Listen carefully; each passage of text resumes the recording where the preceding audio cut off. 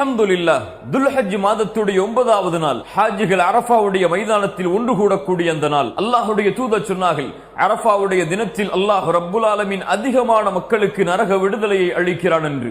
மேலும் அல்லாஹ்வுடைய தூதர் சொன்னார்கள், அரஃபாவுடைய மைதானத்தில் ஒன்று கூடி இருக்கக்கூடிய எல்லா முஸ்லிம்கள் முஃமின்களுடைய பாவங்களையும் அல்லாஹ் அன்றைய தினம் மன்னிக்கிறான் என்று. சுப்ஹானல்லாஹ், அரஃபாவுடைய மைதானத்தில் ஒன்று கூட முடியாத முஃமின்களுக்கு அல்லாஹ்வுடைய தூதர் அரஃபாவுடைய தினத்தில் நோன்பை நோக்குமாறு வலியுறுத்தினார்கள்.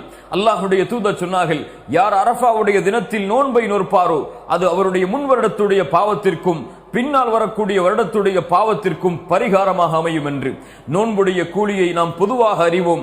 அல்லாஹ்வுடைய தூதர் சொன்னார்கள், யார் அல்லாஹ்வுடைய முகத்தை நாடி ஒரு நாள் நோன்பு வைக்கிறாரோ 70 ஆண்டுகள் அல்லாஹ் ரப்புல் ஆலமீன் அவருடைய முகத்தை நரகத்திலிருந்து தூரமாக்குகிறான் என்று. அல்லாஹு அக்பர்.